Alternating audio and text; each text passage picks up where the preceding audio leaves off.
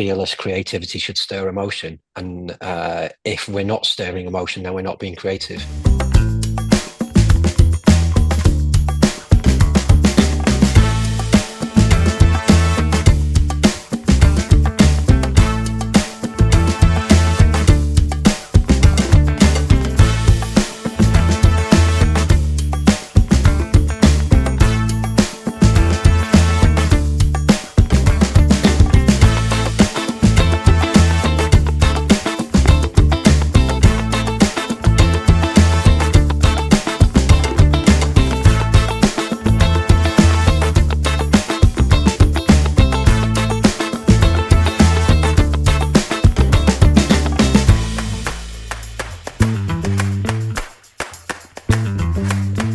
From my perspective,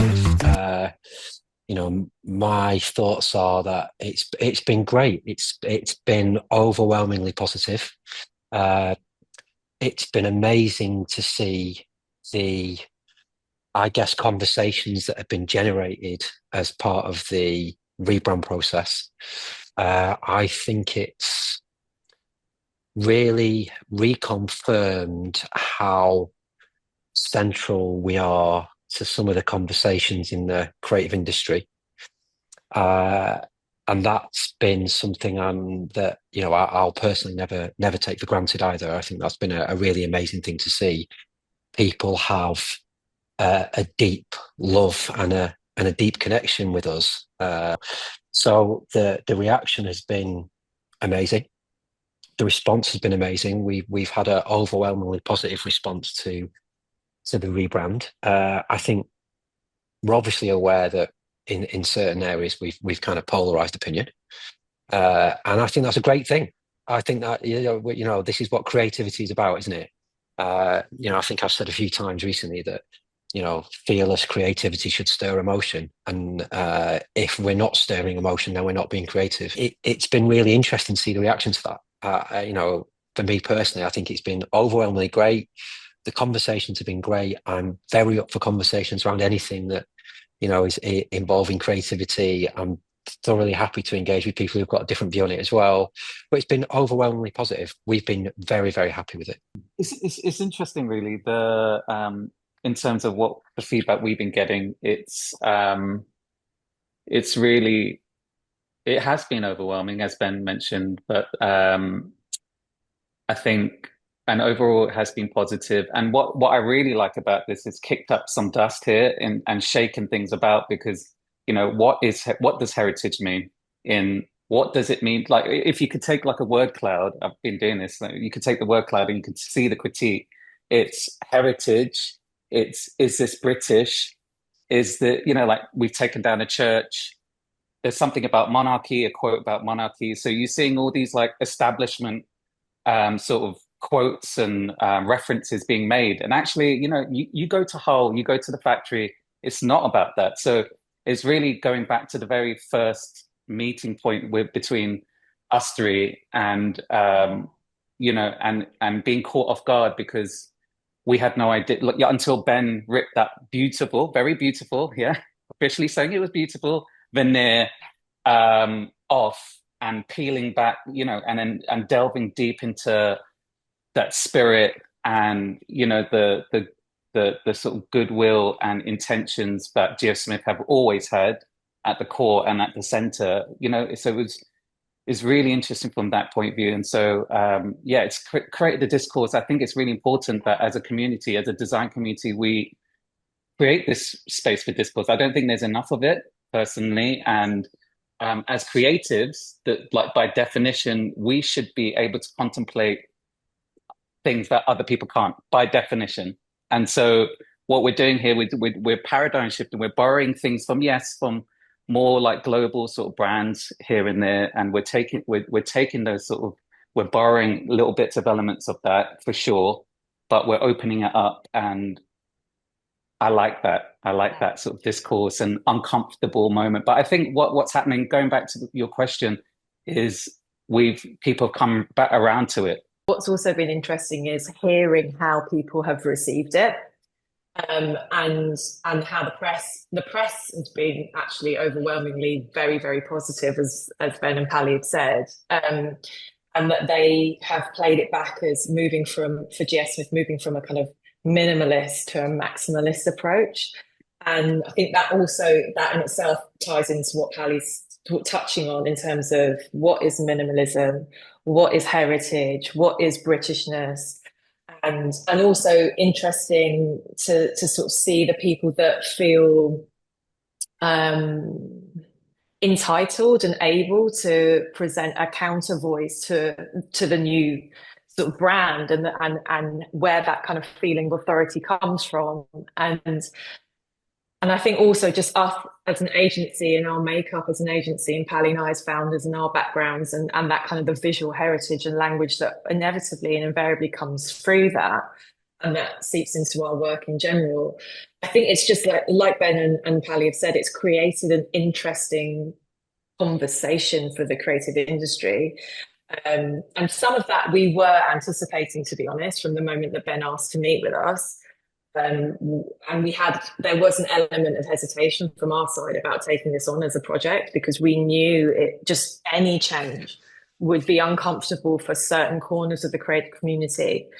And then change with an agency like us may be even more uncomfortable for those corners of the creative community. So it wasn't a project that we sort of rushed into blindly. We had all of that in the back of our minds when we decided to work with GF Smith.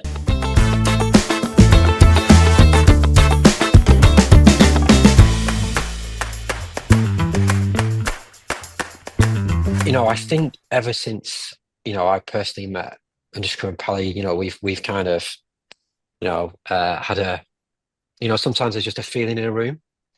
There's just a connection and an energy that is unspoken, but it's just there. And I think ever since I met, these guys down in London some time ago now, I felt that straight away from walking into the room. But the truth of it is that we were doing some research in terms of with Sabine and Zetler around kind of design agencies, creative agencies, and I was just really keen to meet people who, loved GF Smith, maybe didn't love GF Smith, maybe didn't even know who GF Smith were. It was just really important for me in my role to kind of sit in front of people and look them in the eye and look into their souls about what they thought of this incredible company that truly I feel like and I would say this, but it is a special place for me personally. And I was like, what do people really think about us? Because I know how I feel about us, but how does the outer world feel about GF Smith? And we met, a number of people and a number of agencies, and one of those agencies was TEMPLO. And I think, truth be told, I think I can't remember exactly what Sabine's words to me or Emily's at the time were before I went in to see Anoushka and Pali, but I think it might have been along the lines of, these guys might not be the biggest GF Smith fans out there. I think it was, and honestly, I think I was approaching it in the sense of, that's great. That's what I want to do. I want to see people who might not connect with us. And I think what started off in what was scheduled in my diary for probably a 30-minute meeting before I had to go and get a train back turned into a 2.5 conversation. And it was amazing to hear about the work that TEMPLO did, which I was obviously already aware of, but actually to sit with Anoushka and Pali to learn more about TEMPLO and who they are. And then they were kind enough to give me the opportunity to talk about GF Smith in more detail.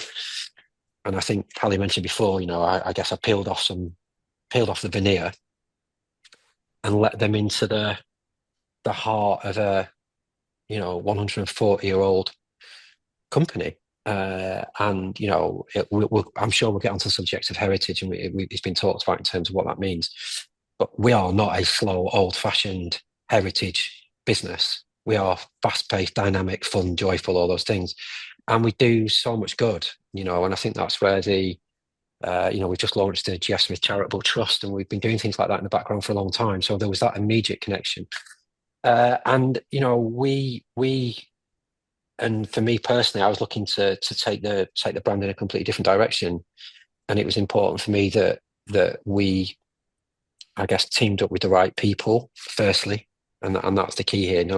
We're not talking about necessarily agencies or businesses, it's people. It was important that I connected with the right people, with the right soul and the right energy, whose values that, there was that kind of joint understanding of truth and honesty and what people stood for, who were radical in their thinking and really committed to delivering something exceptional, that kind of led us to kind of collaborating on this project together. So it was one of those moments in time which I actually don't think happens very often. Actually, it was a real moment of clarity for me, and there was just a feeling and an energy between the three of us that I think made it a very easy decision to make for TEMPLO to come on board with GF Smith. It was a really good first date. Yeah. That's probably a better way of saying it, right? Yeah. That's a better way of saying it. So I think a huge part of the process was actually us co-creating the brief together. What did this rebrand need to deliver? And I see one of your later questions talks about Feel Good Papers positioning, and actually that was very much about a holistic view of the business as a whole, not just the visual identity. It's like what sits at the heart of this business. So that strategic work would happen way before any of the visual identity work happened, and that was all born out of interviews and conversations and workshops, and through that very sort of detailed and strategic process, the need to speak to the next generation of creatives emerged as like one of the biggest like KPIs, or however you want to define it. One of the things that we needed to hit through this work was a huge part of the creative community, both in the UK and internationally, that GF Smith had not been speaking to or engaging with or being seen as being for a long time. And a lot of that was compounded by many different things, which we don't need to go into now. But that need to speak to that next generation was absolutely central to the work that we needed to deliver.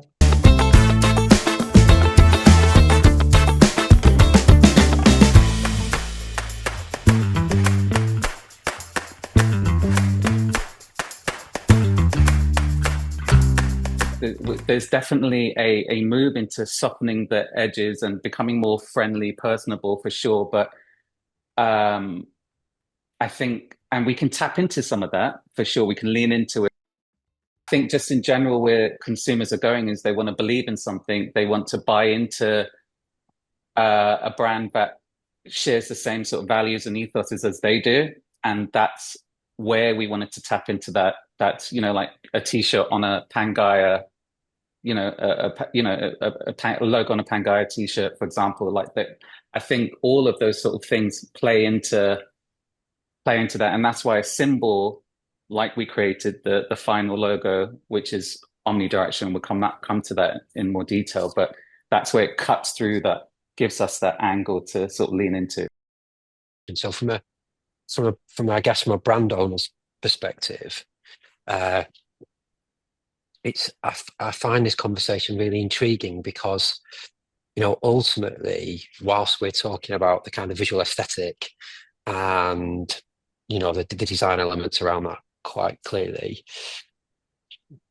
fundamentally, what does that visual identity need to represent? Well, it needs to represent who we are as people and what's in our heart of the business. And we've 100% achieved that, because anyone who's ever met anyone from GF Smith knows that this is a much more of a visual interpretation of who we are.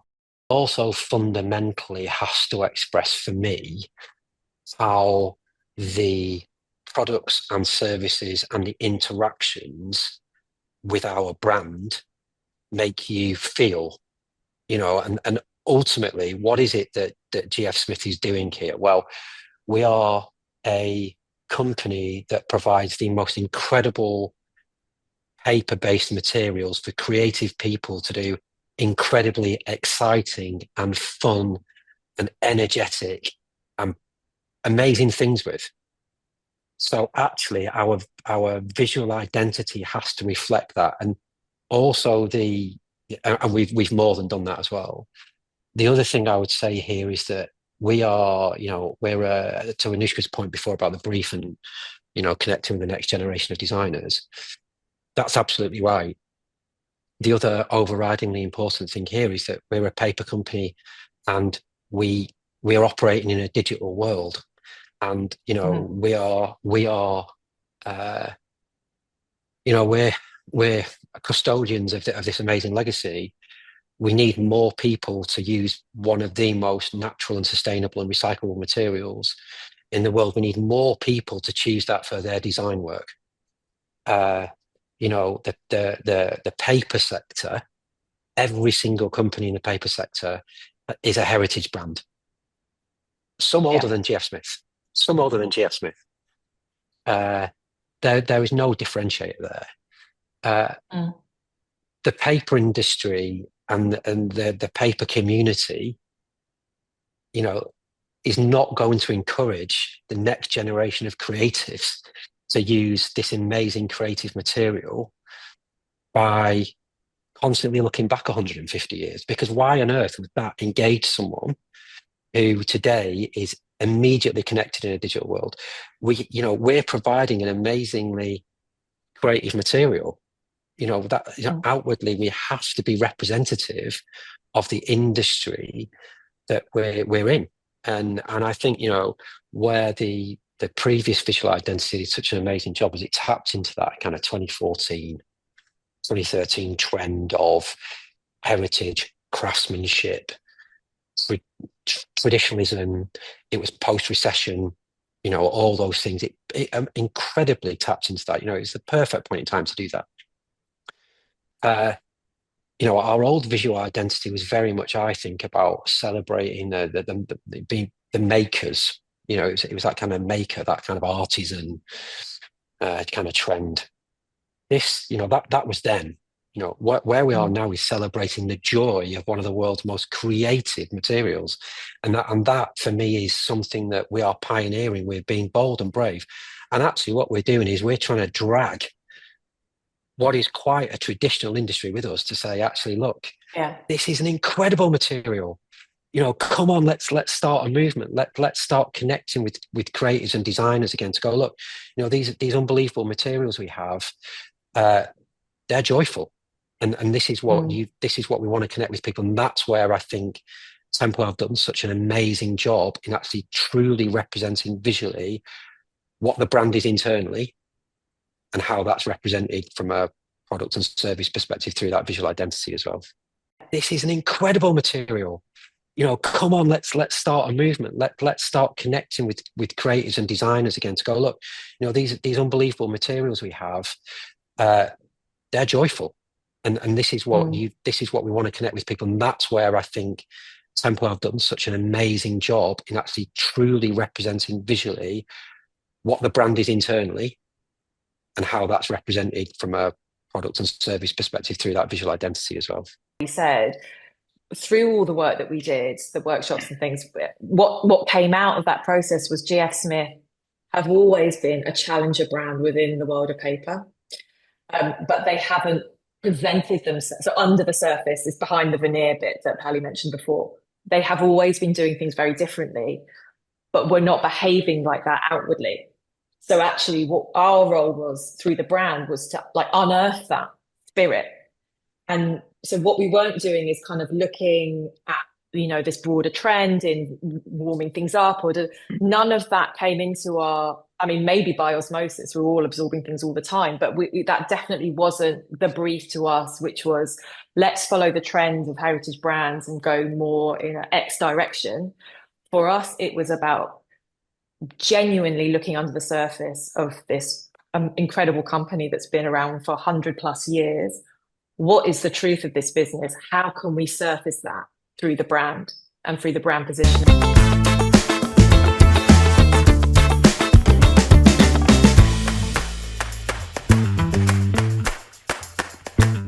And then when it came to the tipping into sort of the concept stages, the visual articulation, that was the route that you see now in its essence was the first sort of expression on a piece of paper.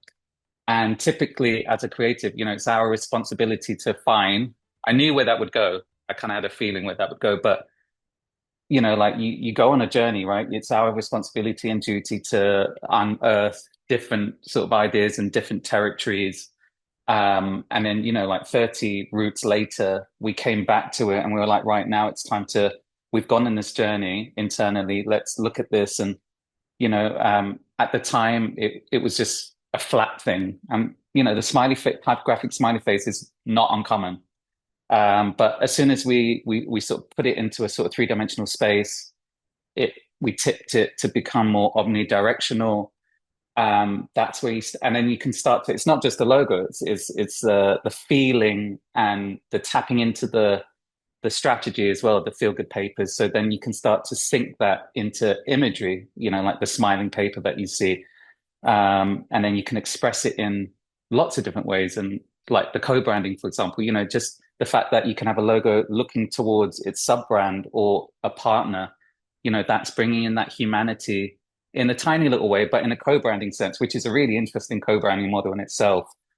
So it allowed us to do lots of different things. And then we knew internally that was going to be the route that really propels, if GF Smith sees themselves as a challenger brand, that would create the biggest sort of paradigm shift within the sort of space, the industry that they're in.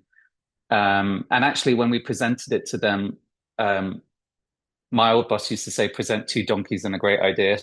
But it wasn't like that in this sense. We had three really valid, great ideas, but we actually plotted it on a spectrum. So something to where you're sort of similar, it feels quite safe. To then we had a middle route that felt like expected, as it was great, but it stayed within the sort of just graphic designer, kept all the graphic designers happy, or something that just goes beyond that and brings everyone into it. And it was really interesting to present that to the board. It was like pure drama. It's pure drama to see it in the board, and how the decisions got made, because really you could compress all the sort of social media response to this, that the sort of knee-jerk reaction, like, whoa, that's not us, to then slowly, like going, actually, wait, hold on. Within like 10 minutes, 30 minutes, people were coming around to it and going, wait, hold on, that ticks all the boxes. That this is what we told you. This is what we told you. And then that's slowly coming towards that. It's very interesting. It was great to sort of track that as a creative. And yeah. What's interesting as well is people were really focusing on the logo, because the visual identity for GF Smith up until this point has been a logo, really.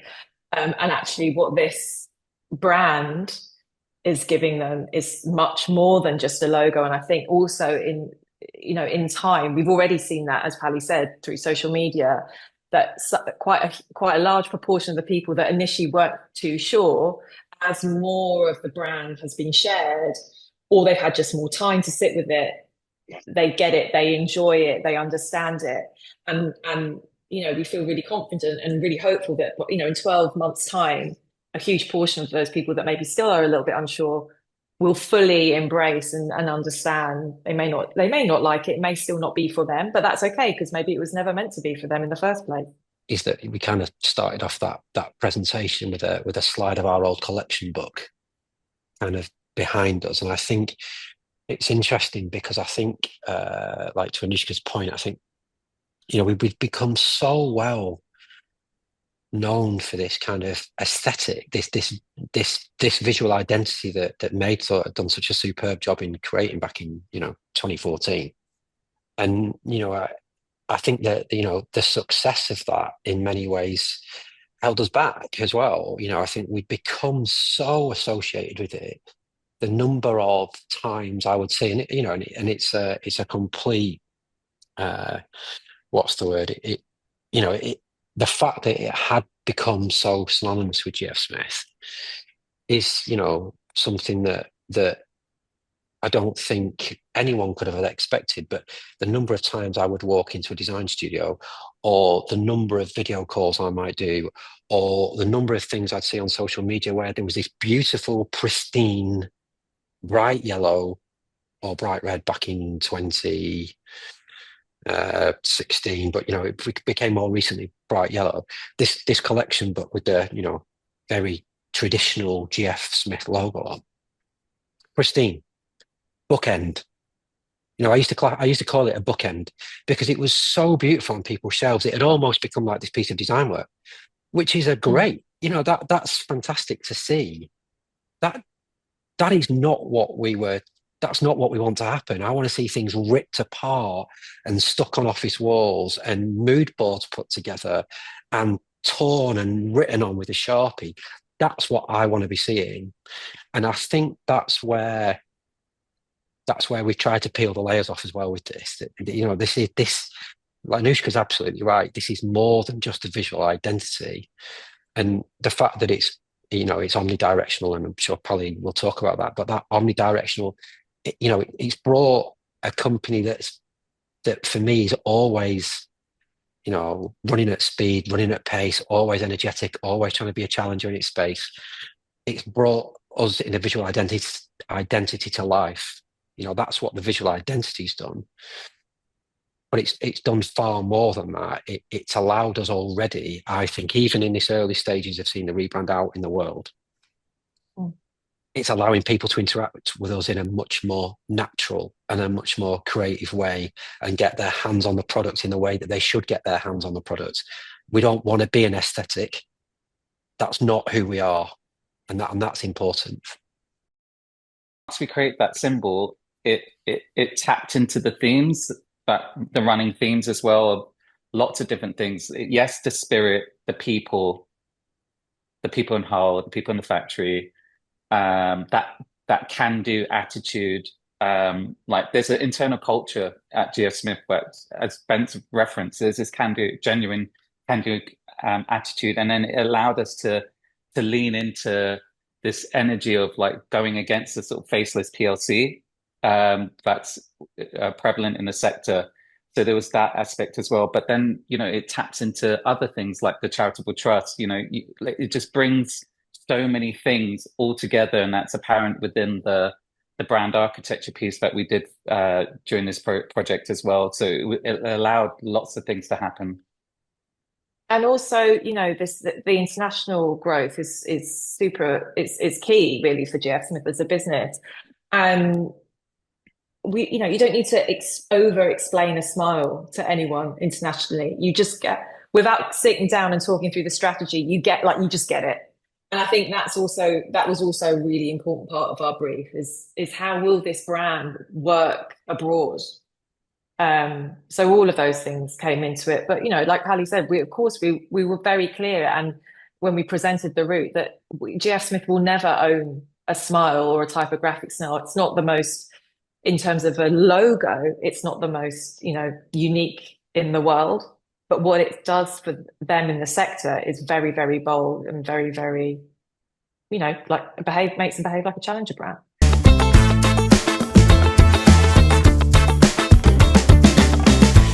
We're a company that I guess specialises in analog material in terms of paper, and proudly do so.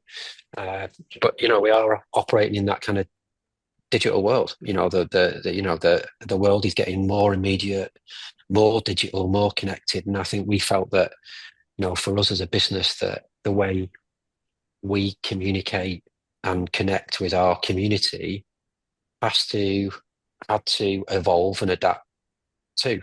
Just because you're selling an analog material that fundamentally the manufacturing process of which hasn't changed significantly. I mean, obviously there's been technological advancements, but it hasn't changed significantly in time, does not mean that you are held back by the, pillars of, that manufacturing process or the history of the material, or the history of the business. And I think I alluded to it before, but I think the sector is really interesting because every business is old. The material is old. The manufacturing way, the way the paper's manufactured is old. But we are not an old at heart company. When we're not that. we're a young at heart business. Everyone you meet in the walls of this company, whether they've been here for 5 years or they've been here for 35 years, there is something special about every single one of them where they have this youthfulness, this challenger attitude, this can-do attitude. They're human beings. They're just friendly people, And I think that fundamentally taps into the feel-good aspect of what we're doing. And to Anoushka and Pali's point before, it was about unearthing that gently radical spirit that has existed as part of GF Smith, in my view, and who knows, because I wasn't around in 1885, but go all the way back to 1885. 5 years later, George Frederick Smith's son decides to jump on a boat to go to America to source an exclusive range of paper. That's crazy. Who did that in 1900? But it was successful for a number of different reasons. We've always had that kind of feel good, gently radical, let's just make it happen. How are we going to do this? How are we going to support these people? We've always had this kind of ambition of, to do things in the right and proper way.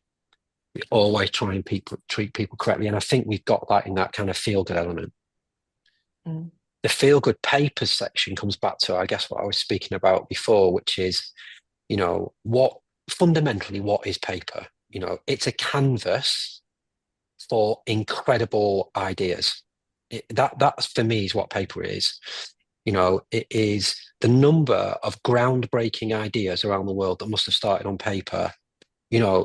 Everything starts there somewhere, whether you're a digital designer or not. It's there at some point, whether it's and I'm not bothered what it is. I'm a passionate believer in the power of paper to move people, but whether it's a yellow post-it note or a piece of A4 or hopefully GF Smith colour plan, whether it's any of those things, paper's the start of that creative journey. I leave my kids in the morning, generally 9 times out of 10, they're trying to draw something crazy, and they're having the time of their life. Creativity is about fun and joy and expression and emotion. And, ultimately the feel-good papers part of this embraces all of that. It embraces the feel-good attitude of hopefully dealing with GF Smith, but also that energy that runs through us all. And the feeling you get when you use the material. And where we differ maybe to other companies in our sector is that we are right in the heart of the creative, I guess, part of the paper industry. We're not traditional manufacturers of all these old heritage type materials. We're creators of colour plan. That's a global creative product being used by, big brands, small brands, startups, freelancers, so many different people. That feel good element to me has been, is such an important part of this. That brand positioning is so important and kind of, I think, helps explain that visual identity and what we're trying to create. And I think, helps us stand out in a world that's increasingly digital. And also, to the international point, and this is where we're different to 2014. 2014, we certainly had an international footprint. We now have GF Smith colour plan stockists in over 30 countries around the world.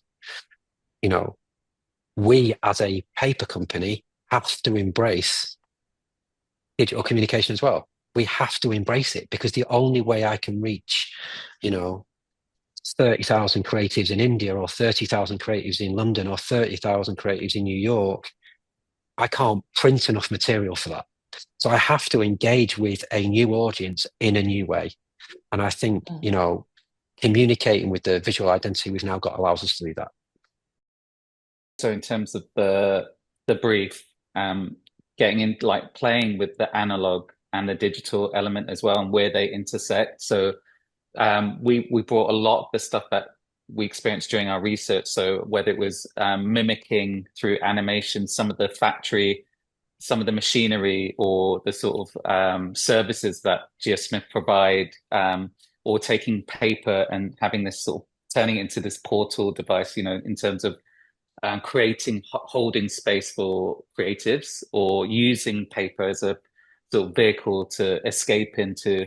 And I think also, you know, the website encapsulates this fully, really, where you really truly see this analog and digital intersect with one another. So even when it comes to bending paper into a smile at the homepage, you know, as you scroll, and it's locked to the scroll, you know, those kind of things, there's really sort of these kind of moments that we have to, like, collectively embrace that digital, but celebrate the analog simultaneously with that. Yeah, I was going to just say that in the sector, there's a lot of paper versus digital, and what we, you know, when we partnered with Made by On the website, our brief to ourselves really was we need to change that and push it into a paper and digital like moment, like Pali said, let's collide those worlds, because that's where it's going and that's where it has to go. And so that's something we definitely want to do. We will be doing a lot more of in the coming months, years, of our sort of partnership together with GF Smith, because it's the bringing together of the two that is exciting, but also necessary.